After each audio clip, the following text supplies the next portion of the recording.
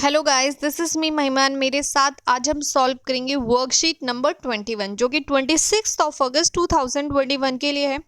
आज हम social science class 10 की वर्कशीट सॉल्व करने जा रहे हैं, जिसका आज का टॉपिक है नेशनल डेवलपमेंट। बहुत ही इंटरेस्टिंग टॉपिक है।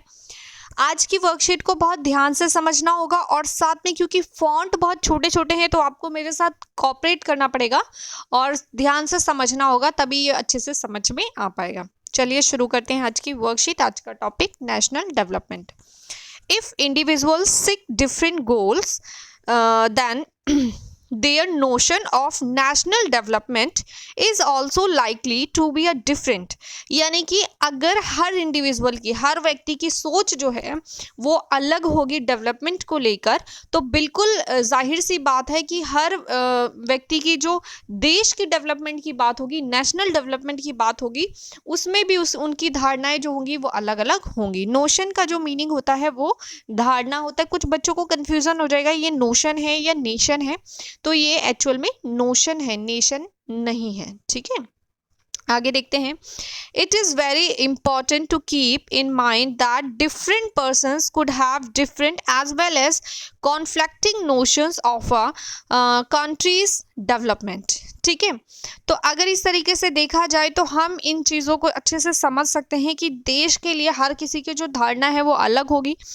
देश को चलाने के लिए ये जरूर जानना पड़ेगा कि ऐसी कौन सी चीज़ें की जाएं जिससे हम लोगों की धारणाएं एक साथ समझ सके, जान सकें। ठीक है, then how to we resolve that such conflicts. जब लोगों की धारणाएं अलग अलग होंगी तो देश की रिस्पॉन्सिबिलिटी है, देश को चलाने वाले लोगों की, कि वो उनकी अलग अलग धारणाओं को समझें और उनको सॉल्व करें। ठीक है, क्योंकि अगर धारणाएं अलग होंगी और ये धारणाएं जो है वो अगर विवाद क्रिएट करने लगे और अपोजिट थिंकिंग आ जाए दो लोगों के बीच में, ठीक है, तो ये विद्रोह की नीति शुरू हो जाती है। और विद्रोह ना हो इससे पहले इन सभी कॉन्फ्लिक्ट्स को समझना और सॉल्व करना बहुत इंपॉर्टेंट है।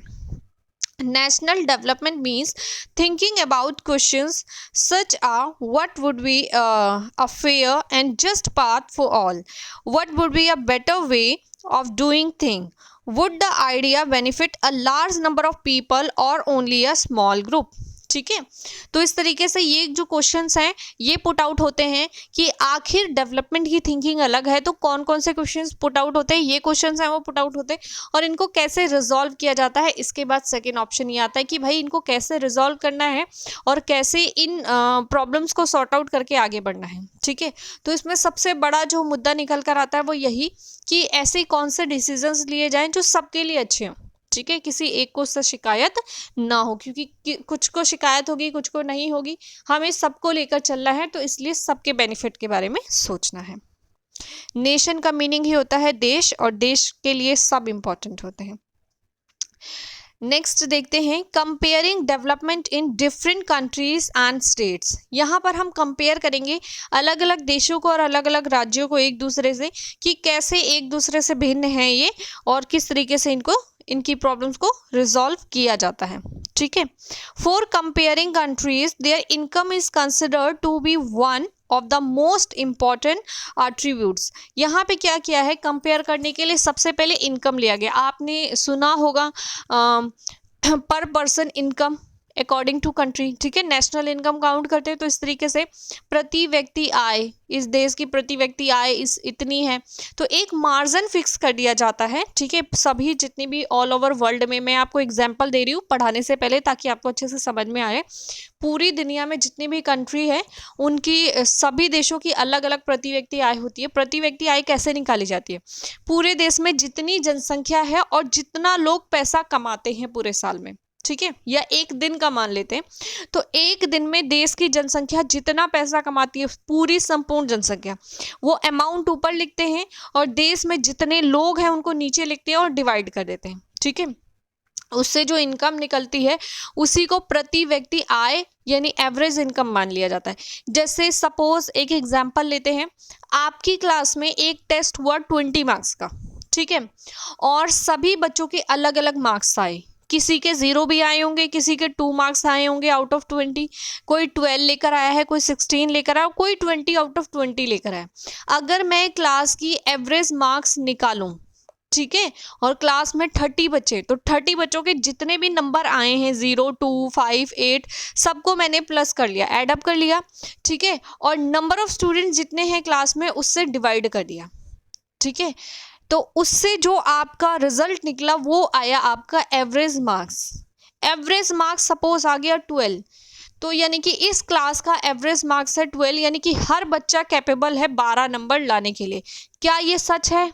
नहीं, क्योंकि क्लास में कुछ कुछ बच्चे ऐसे भी हैं जो 0 ला रहे हैं, ठीक है, और कुछ ऐसे हैं जो 20 आउट ऑफ 20 ला रहे हैं, बट एवरेज 12 निकला है। एवरेज क्यों निकाला जाता है? किसी भी चीज़ की कैलकुलेशन करने के लिए, ठीक है, और रिजल्ट्स चेक करने के लिए। तो इसलिए एवरेज जो होता है वो एक्चुअल से और एवरेज में काफ़ी डिफरेंस होता है। बिल्कुल इसी तरीके से जब हम एवरेज इनकम निकालते हैं किसी भी कंट्री की, तो सपोज अगर एवरेज इनकम आई है पर पर्सन 20,000, तो हो सकता है उस कंट्री में कुछ लोग ऐसे हों जिनकी इनकम 2,000 या 3,000 या 4,000 हो, ठीक है, एवरेज तो 20 बता रहा है, और कुछ लोग ऐसे हैं जिनकी इनकम 50,000, 1 लाख, 2 लाख, 5 लाख, 8 लाख हो। तो इस तरीके से जो एवरेज निकाला जाता है वो एक्चुअल डाटा से थोड़ा सा डिफरेंट होता है। ये एवरेज सिर्फ निकाला जाता है किसी भी चीज़ का डिवीज़न करने के लिए, ठीक है, आपस में किसी भी चीज़ को डिस्ट्रीब्यूट करने के लिए, डिवाइड करने के लिए, या हमें एरिया डिवाइड करना है, तो इसीलिए तो वर्ल्ड लेवल पे ये एवरेज इनकम इसलिए निकाली जाती है ताकि हम फाइंड आउट कर सकें कि कौन सा देश गरीब है, कौन सा देश विकसित है, ठीक है, और कौन सा देश जो है वो विकासशील है, यानी डेवलप हो रहा है लेकिन थोड़ा सा और डेवलप करना है उसको, ठीक है। अब समझ में आया? अब आपको ये पैराग्राफ भी समझ में आएगा। आगे देखते हैं, countries with a higher income are countries more developed than other with a less income, ठीक है, जिस कंट्री की इनकम ज़्यादा होगी ऑब्वियस सी बात है वो कंट्री क्या होगी, ज़्यादा डेवलप्ड होगी। We compare the average income which is the total income of the country divided by the total population. ये मैंने अभी आपको बताया कि टोटल इनकम जो कंट्री की होती है उसको डिवाइड करते हैं टोटल पॉपुलेशन से, तो हमारी एवरेज इनकम निकल के आती है।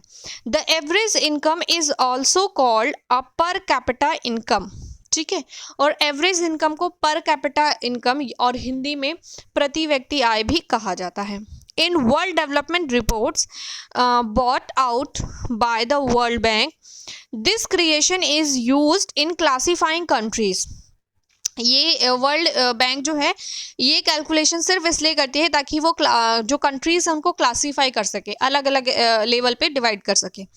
कंट्रीज विथ अ पर कैपिटल इनकम, यानी कि कोई भी कंट्री जिसकी पर कैपिटा इनकम $12,616 है, यूएस डॉलर, ठीक है, $12,616 है पर एनम, ठीक है, एक साल में, एंड अबव इन 2012 या उससे ज़्यादा, ये 2012 की कैलकुलेशन के अनुसार बताया जा रहा है, ठीक है, यानी कि कोई भी कंट्री जिसकी पर कैपिटा इनकम यूएस डॉलर में 12,612 या उससे ज़्यादा है उसको रिच कंट्री में काउंट किया जाता है। दोज विथ पर कैपिटा इनकम ऑफ यूएस 1,035 और less called low income countries, ठीक है, और कोई भी देश जिनकी इनकम यूएस डॉलर में 1,035 या उससे कम है उसको लो इनकम कंट्री में या पुअर कंट्री में काउंट किया जाता है। India comes in the category of low middle income countries because its per capita income is 2012 was just a US dollar 1,530 per annum, ठीक है। तो अगर इंडिया की बात किया जाए तो इंडिया पुअर में भी नहीं आता, इंडिया रिच में भी नहीं आता, और इंडिया जो मिडिल क्लास में आता है, मिड में भी कैसा आता है, लोअर मिडल में आता है, क्योंकि इंडिया की जो इनकम है पर कैपिटा इनकम यूएस डॉलर में वो है 1,530, ठीक है, तो इसलिए इंडिया जो है लो मिडल इनकम कंट्री में आता है। आगे देखते हैं, when we think of a nation और a region we must besides average income और per capita income think of other equally important attributes. What would these attributes be? These could be a infant mortality rate, literacy rate and net attendance ratio at secondary stage, ठीक है। इसके सिवा जो हमारे states का division होता है उसमें देखा जाता है मोरालिटी रेट यानी कि मृत्यु दर देखा जाता है, और इन्फेंट मीन्स होता है शिशु। ठीक है, ये जो इन्फेंट वर्ड लिखा हुआ है इसका मीन्स होता है शिशु, और मोरालिटी रेट मीन्स होता है मृत्यु दर यानी कि शिशु मृत्यु दर, लिटरेसी रेट यानी कि शिक्षा या साक्षरता दर, और net attendant ratio. Net attendant यानी कि कितने बच्चे स्कूल जाते हैं उसको नेट अटेंडेंट में काउंट किया जाता है एट सेकेंडरी स्टेज। ठीक है, सेकेंडरी स्टेज क्या होती है, सेकेंडरी स्टेज पर कितने बच्चे, जैसे एक प्राइमरी स्टेज होती है जिसमें 1st to 5th के लोअर प्राइमरी और 6 to 8 अपर प्राइमरी आते हैं। ठीक है, उसके बाद सेकेंडरी स्टेज स्टार्ट हो जाता है। तो सेकेंडरी स्टेज पर कितने बच्चे स्कूल जाते हैं, स्कूल अटेंड करते हैं, उसी को बोला जाता है नेट अटेंडेंस रेशो। ठीक है, चलिए आगे देख लेते हैं। तो जो स्टेट्स की कैलकुलेशन है वो इन 3 बिहाफ पे यानी कि infant morality rate, literacy rate और नेट अटेंडेंस रेशियो के अकॉर्डिंग डिवाइड किया जाता है। How does an average person in Maharashtra has more income than the average person in Kerala but lags behind in these crucial areas? The reason is money one has cannot buy all the goods and services that one may need to live well। ठीक है, तो जिस तरीके से हमने देखा कि जो महाराष्ट्र है वहाँ की एवरेज इनकम पर पर्सन की केरला के लोगों से ज़्यादा है, यानी कि महाराष्ट्र में इनकम ज़्यादा है, केरला में कम है।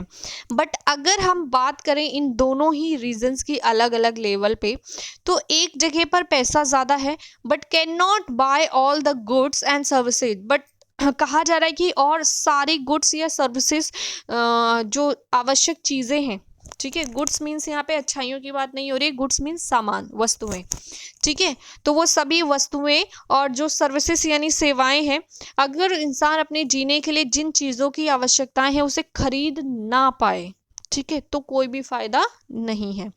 So income by itself is not completely, इसीलिए बोला जाता है कि जो इनकम है अपने आप में कहीं ना कहीं वो कंप्लीट नहीं है। अगर आप किसी ऐसे एरिया में रहते हैं जहाँ पर सुविधाएं नहीं है पर पैसा बहुत है आपके पास, तो क्या फ़ायदा है ऐसे पैसे का, क्योंकि आप सुविधाएं ले ही नहीं सकते। जो पैसा है उससे इंसान क्या करता है, सुविधाएं लेता है, सुविधाएं आपके पास है ही नहीं। ठीक है, तो इसलिए इंसान क्या करता है, किसी ऐसे लोकेशन में जाना पसंद करता है जहाँ सुविधाएं हैं। आपने देखा होगा ना, लोग जो है वो टाउनी एरिया में कम रहना पसंद करते हैं, सिटीज़ में ज़्यादा रहते हैं, और जो विलेज में रहते हैं वो टाउनी एरिया में ज़्यादा पसंद करते हैं कंपैरिजन टू विलेज। रीज़न क्या होता है, क्योंकि जिस लोकेशन में वो बिलोंग करते हैं, जिस लोकेशन से, वहाँ पे फैसिलिटीज़ कम होती हैं। जस्ट बिकॉज ऑफ फैसिलिटीज़ लोग शिफ्ट करना चाहते हैं, अदरवाइज किसी वो कोई भी जो लोग होते हैं उनको शिफ्ट करना नहीं पसंद होता। जो गांव में रहता है उसको टाउनी एरिया में जाने का बिल्कुल शौक नहीं है, वो मजबूरी में जाता है। उसका कारण क्या होता है, फैसिलिटीज़, उसको अच्छी जॉब्स नहीं मिल रही हैं वहाँ पर जहाँ वो रह रहा है। ठीक है, उसको अच्छे स्कूल्स नहीं मिल रहे हैं, हॉस्पिटल्स नहीं मिल रहे हैं, या दूर हैं, ट्रांसपोर्टेशन नहीं है। तो ये सारी प्रॉब्लम्स जो हैं वो इंसान को टाउनी एरिया में, सिटीज़ में जाने पर मजबूर कर देती हैं। चलिए आगे देख लेते हैं। जैसे कि for example, normally money can not by one pollution free environment. अगर हम चाहें, हमारे पास पैसा है, तो क्या हम पैसों से सब कुछ खरीद सकते हैं? बिल्कुल नहीं। क्या पैसों से हम पॉल्यूशन फ्री एनवायरनमेंट ले सकते हैं? नहीं। अगर आपकी सिटी में पॉल्यूशन है तो आपके पास कितना भी पैसा है लेकिन आपको उसी पॉल्यूशन में रहना है, आप पॉल्यूशन फ्री एनवायरनमेंट नहीं खरीद सकते। ठीक है, इसी तरीके से कई सारी ऐसी चीज़ें होती हैं, जैसे मेडिसिन फैसिलिटीज़ हो गई, क्या आप इसको खरीद सकते हैं? अगर आपके एरिया में हॉस्पिटल्स नहीं है और इंस्टेंट आपको अच्छे हॉस्पिटल की नीड है, तो क्या आप बनवा सकते हैं इंस्टेंट? नहीं, ऐसा नहीं है। ठीक है, प्रोटेक्शन की अगर आपको नीड है तो क्या आप बनवा सकते हैं? नहीं।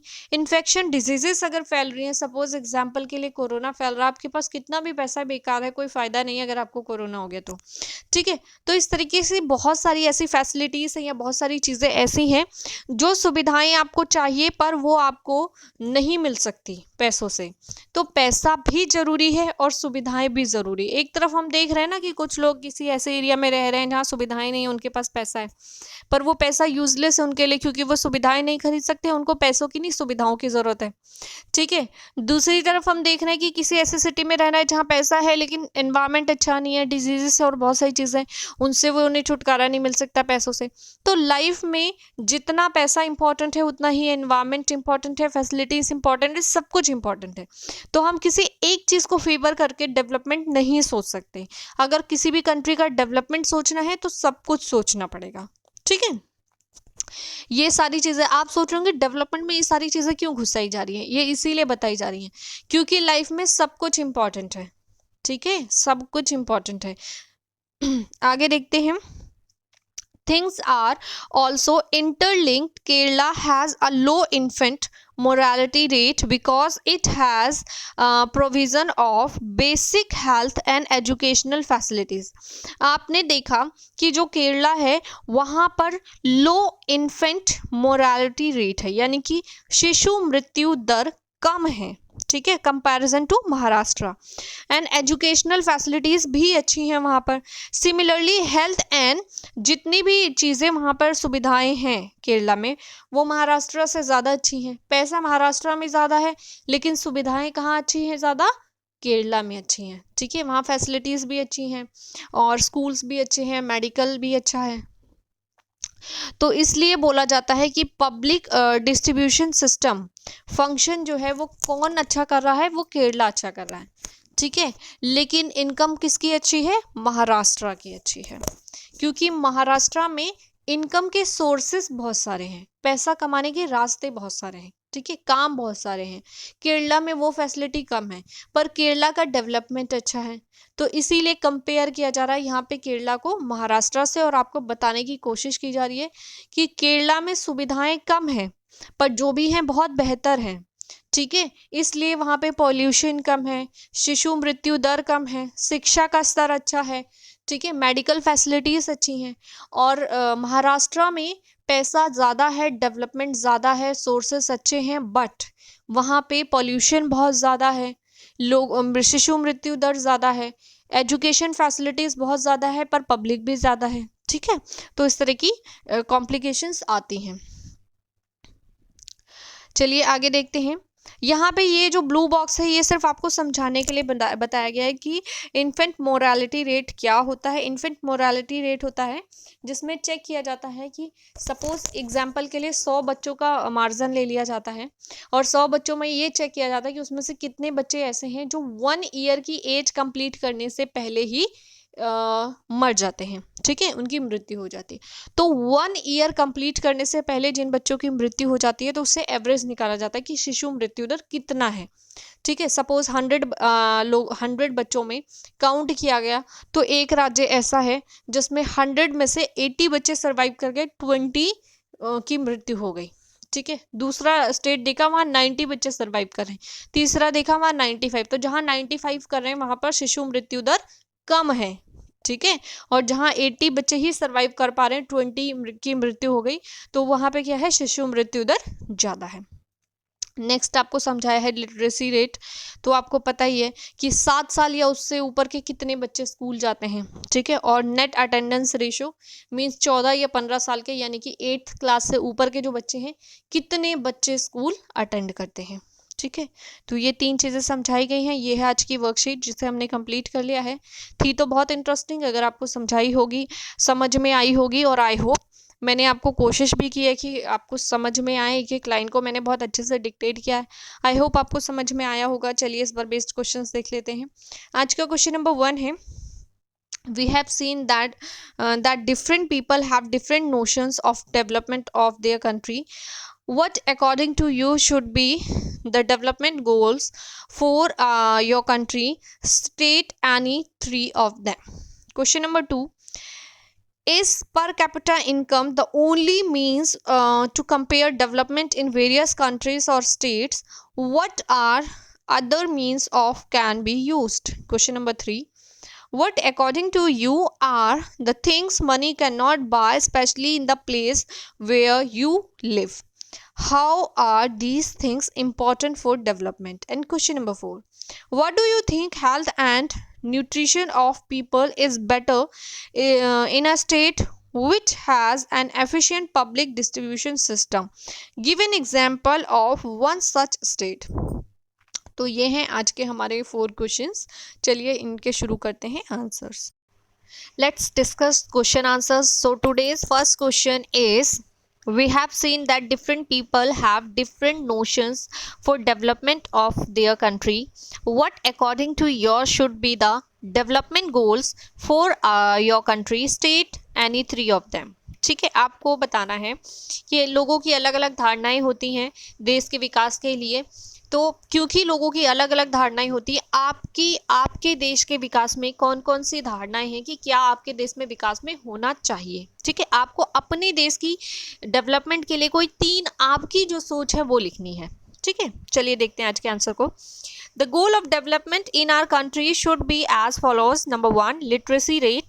Education facilities should be available everywhere in the country so that every citizen of the country can get education easily and the literacy rate can increase. ठीक है, सबसे पहले साक्षरता दर इंक्रीज होनी चाहिए. भारत के देश के हर कोने में शैक्षिक सुविधाएं उपलब्ध होनी चाहिए ताकि हर व्यक्ति को आसानी से शिक्षा प्राप्त हो. Number 2, medical facilities. ठीक है, स्वास्थ्य सुविधाएं. Good health facilities should be made available in all the state of the country so that all the people get health related facilities. यानी कि सभी देश के राज्यों में हेल्थ रिलेटेड फैसिलिटीज़ होनी चाहिए ताकि हर किसी को ये सुविधाएं मिल सके और कोई इससे वंचित ना रहे और मृत्यु दर को हम सुधार सकें. चलिए आगे देख सकते हैं. Point number 3, population control. Such new rules should be made in the country so that the uncontrolled population of the country can be controlled, because if the population density keeps increasing then it will not be possible to develop the country. ठीक है, सबसे पहले जनसंख्या नियंत्रण करने के लिए नए कानून बनाने चाहिए, नए नियम बनाने चाहिए, क्योंकि यदि ऐसा नहीं होता है, जनसंख्या का घनत्व तो घटता नहीं है, बढ़ता ही रहेगा, तो कितनी भी फैसिलिटी सरकार कर ले पूरी तरीके से देश को डेवलप्ड नहीं कर पाएगी. ठीक है, तो देश के डेवलपमेंट के लिए जनसंख्या कंट्रोल करना बहुत आवश्यक है. बात करते हैं क्वेश्चन नंबर 2 की. क्वेश्चन नंबर 2 है, is per capita income the only means to compare development in various countries और states? What are the other means that can be used? So no per capita income. Question पूछा गया है कि क्या पर capita income यानी प्रति व्यक्ति आय ही एक माध्यम है जिससे कि किसी भी देश या राज्य में एक दूसरे को कंपेयर कर सकते हैं. ठीक है, यानी किसी देशों को या राज्यों को आपस में कंपेयर करने के लिए प्रति व्यक्ति आय ही एक सोर्स है, एक माध्यम है और कोई रास्ता नहीं है, और अगर है तो कौन सा है आपको बताना है. तो no per capita income is not the only tool in comparing the development in different countries और स्टेट्स. सिर्फ एक ही माध्यम नहीं है. In addition to this, the comparison is also based on the standard of living of the people in the country, GDP and facilities etc. ठीक है, तो सिर्फ पर कैपिटा इनकम ही एक माध्यम नहीं है, इसके सिवा standard of living in of the people in the country यानी देश में रहने वाले लोगों का जीवन स्तर, या फिर जीडीपी यानी कि सकल घरेलू उत्पाद, या फिर फैसिलिटीज़ जो देश में प्रोवाइड की जाती हैं, इनके आधार पर भी तुलना की जा सकती है. बात करते हैं क्वेश्चन नंबर 3 की. क्वेश्चन नंबर 3 है, what according to you are the things money can not buy specially in the place where you live? How are you these things important for development? बोला गया है कि ऐसी कौन सी चीज़ है जिसको पैसों से नहीं खरीदी जा सकती विकास के नाम पर. ठीक है, और वो विकास में कैसे महत्वपूर्ण है. आप जहाँ पर भी रहते हैं, जिस भी राज्य में, जिस भी शहर में रहते हैं, वहाँ पैसों से क्या नहीं खरीदा जा सकता.